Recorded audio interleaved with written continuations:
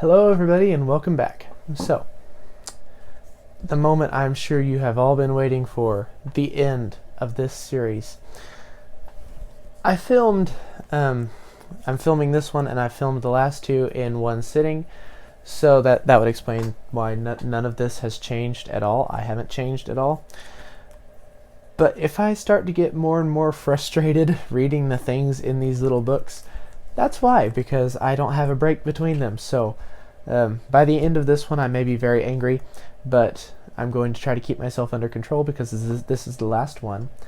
And this is the one that I'm going to feel most strongly about, probably because bearded dragons are one of the most commonly kept pet reptiles in the United States. So aside from cats and dogs, it's like dogs first, I think, cats, then parakeets, and then bearded dragons are like right below that. They're very common pets. So there's going to be a lot of misinformation about them. So I'm going to try to correct some of this, hopefully. And I know some of you may disagree with me, some of you may not. So once again, I want to specify not everything that I say is fact. I'm going based off of my experience and my opinions, and I'm trying to shed some light on the fact that a lot of these are very, very far from true. And I'm going to leave the rest up to you to do your own research and decide whether or not these are accurate. So, bearded dragon caresheet.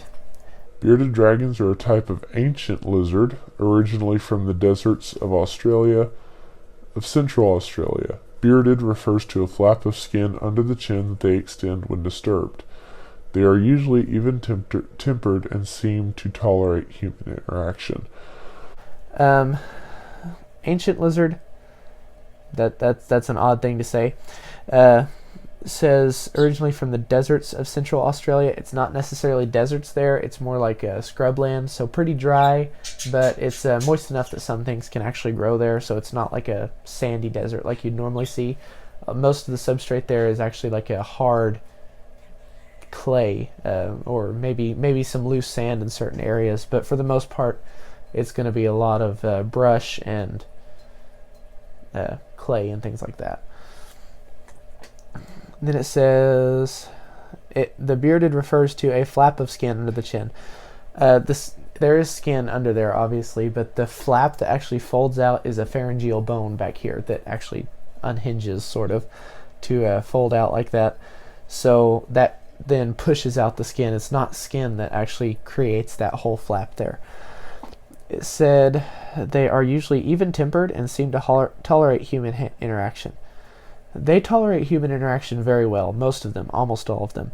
And then they are pretty much always even-tempered, so that is true, that is accurate. It says facts. Average adult size, up to 24 inches long, half of this being its tail. That's about right. I don't know if it's exactly half being the tail. It looks like the tail may be a little bit more just looking at mine, but it says their average lifespan is anywhere from 3 to 10 years with proper care. 3 years is horrible, okay? So I would say I would give an average of 7 to 10 years, and then I would say their capability would be up to 15 years. And then it says their diet is omnivorous. That is true. Bearded dragon or Pagona viticeps. It says diet. A well-balanced bearded dragon diet consists of 70% gut-loaded, which is recently fed, insects such as crickets, mealworms, roaches, and superworms, and 30% mixed vegetables and fruit. This is actually better than what I expected so far. I know I haven't got far into it, and I know there's a lot of this that I'm going to dislike, but that's not too bad. So, again, crickets and roaches it actually mentioned roaches this time, which I was impressed with that. Crickets and roaches are definitely something you want to aim for as your staple. I use almost exclusively roaches as my feeder insects, but also some other random things just for variety, such as like some of the isopods that I raise and things like that. It says 30% mixed vegetables and fruit.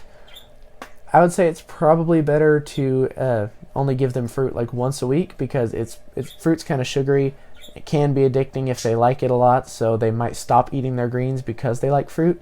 And it is the same way with insects as well. But I do want to point out something. The 70 and 30%, it used to be 80-20 back when I first started with my bearded dragon.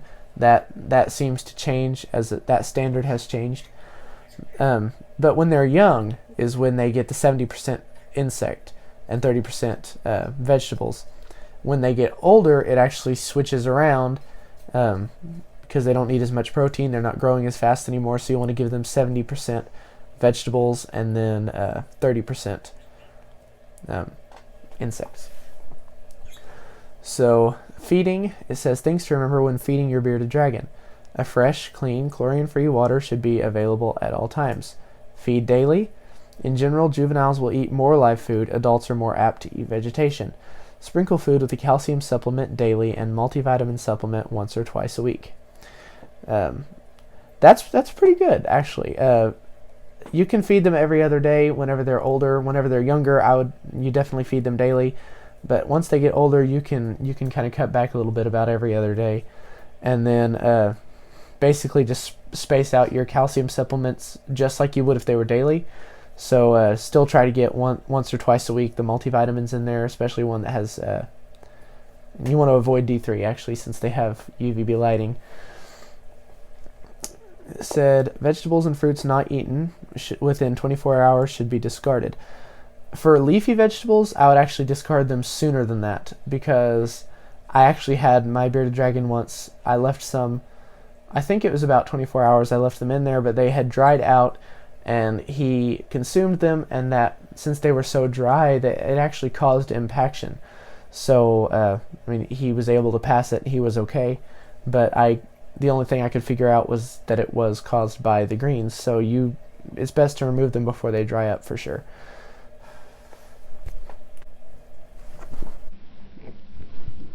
Housing. For size, it says an appropriately sized habitat and sized and shaped habitat to accommodate normal behaviors and exercise. A 20-gallon long tank is a good beginner size for a baby bearded dragon. Upgrade the habitat as your bearded dragon grows.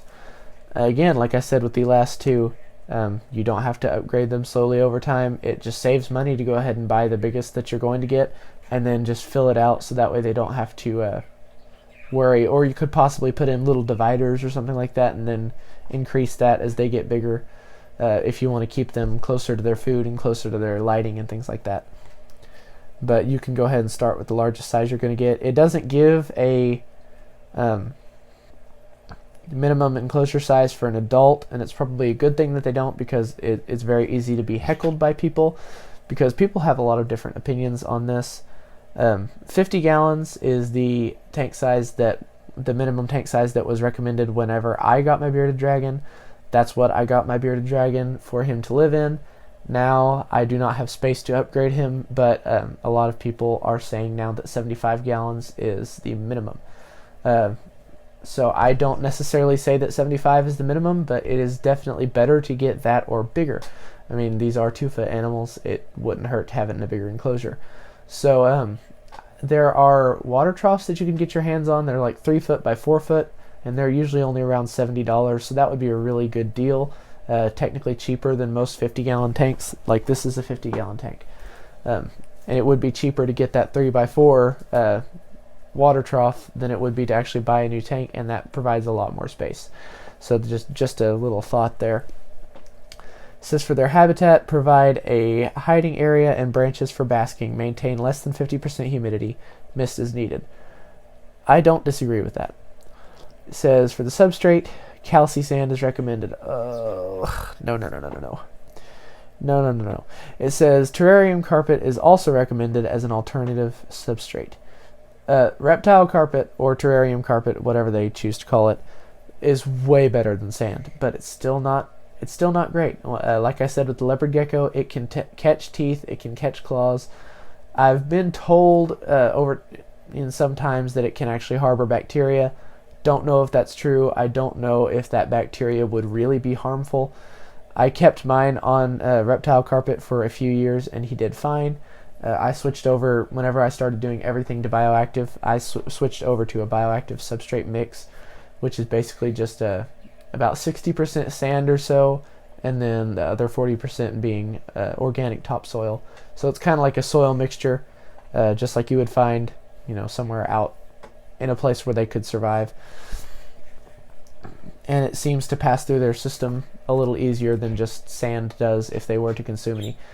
So calcium sand, I'm going to go ahead and talk about it more on this one than I did on the others, since this is the last video and I planned for it to be long anyway.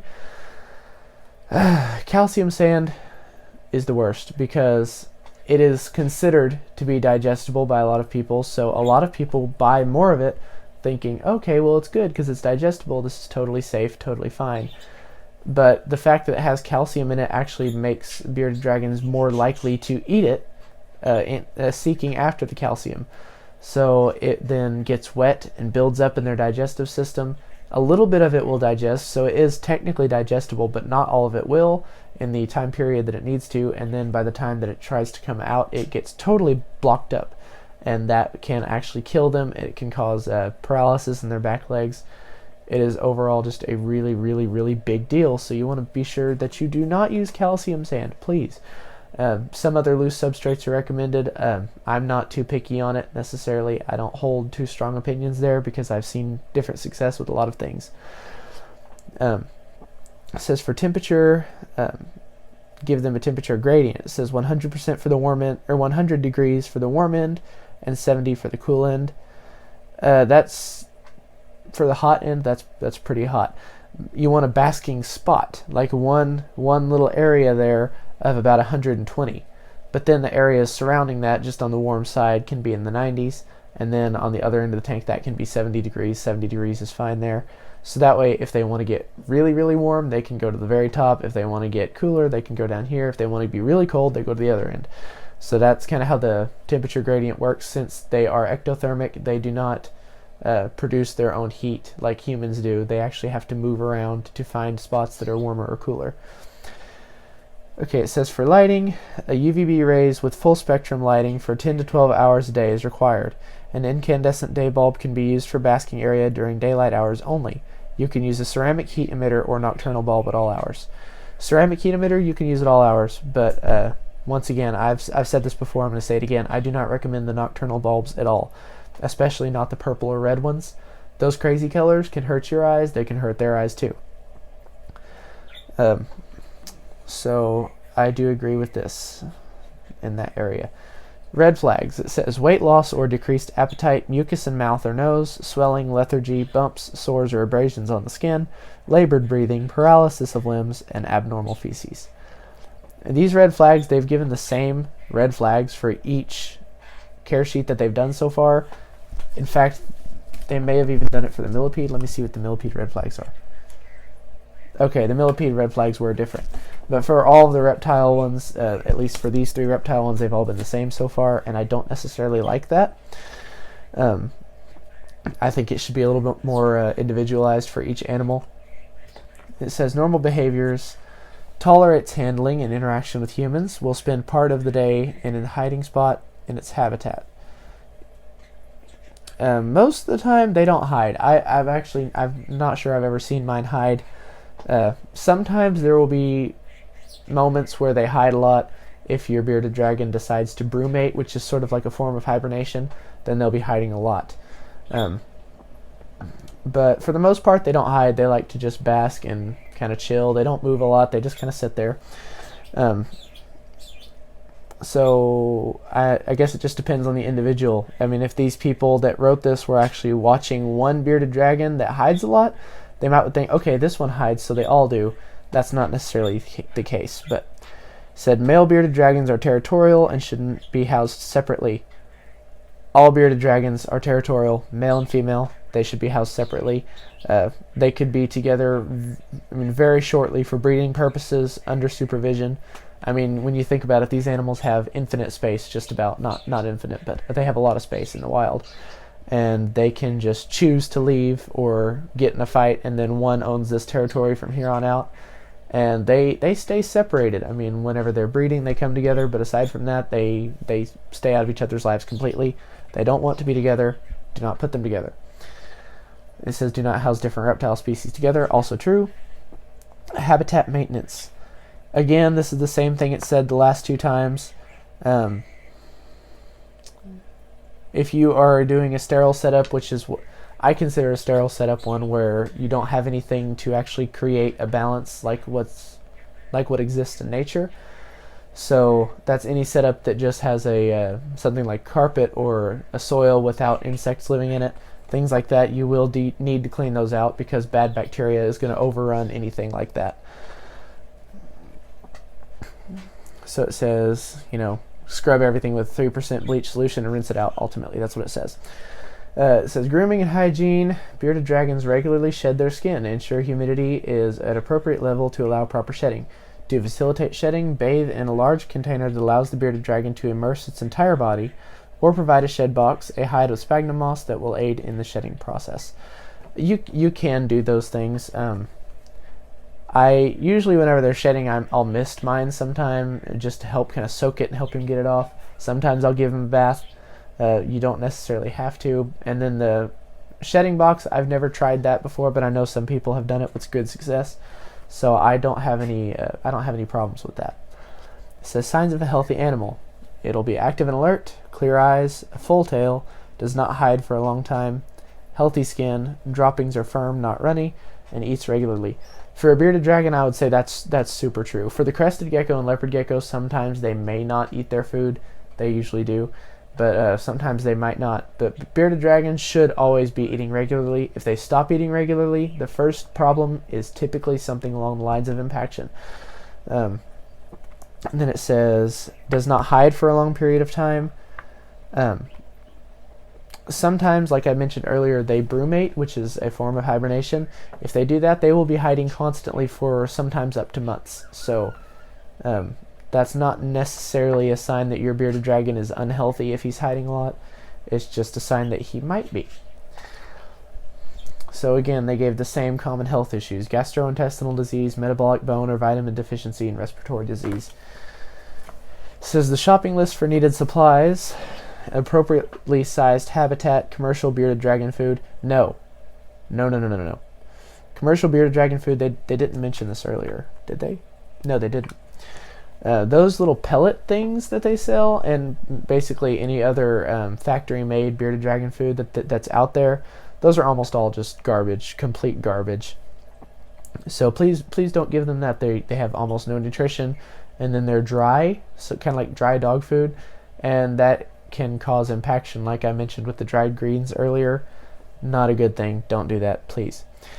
And then it says treats. I'm not sure what they mean by treats. They said treats, I think, on the crested gecko one as well. Are these the same? These are the same. No, this one has UVB, but I think that's it, different wise, as far as what's different. Okay, it says treats, substrate, moss, food and water dishes, mealworms, hideaway place, climbing decor, plants, heat light, heat fixture, under tank heater, which is optional, UVB lighting and fixture, vitamin supplement, calcium supplement, cricket quencher, cricket keeper, cricket food, thermometer, humidity gauge, and a book about bearded dragons. Again, you don't need a book. You have the internet. So, and then again, as well with the cricket stuff, you don't necessarily need to buy commercial cricket food and cricket quencher. Just use greens and things like that and vegetables. That's going to be way better for them anyway, and it's going to be better for your reptile that's actually eating them. And then the under tank heater, I'm not sure I've ever even heard of someone using an under tank heater for a bearded dragon. They are diurnal, so they actually they're designed to draw in heat from the sun, from the top coming down. They're not designed to draw heat from below them. So they spread out their bodies to catch sun rays, and then they'll do the same thing under a light. That's just what they're meant to do. They're not made to have heat coming from underneath. So I wouldn't have even mentioned an under tank heater. Heat light is definitely something that you have to have. A heat fixture, of course. Plants. I don't really like using plastic plants with bearded dragons. Some people are okay with it, but my bearded dragon has in fact eaten plastic plants, and that's a big problem. So I definitely recommend, if you do plants, do real ones in a substrate that you can actually plant them down in, and that is be sure that your substrate's organic and it doesn't have any kind of bad fertilizers in it or something that could be poisonous to them. so they need to be able to actually consume the plant that you're putting in there, because they will eat it.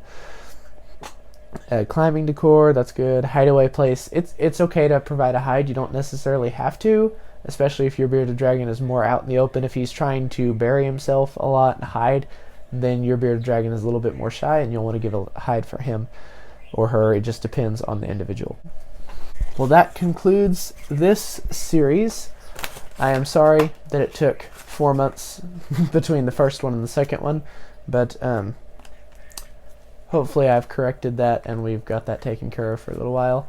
So I am really glad that that's out of the way, and I hope you enjoyed this video and the other videos. Thank you for watching. Please like, comment, and subscribe.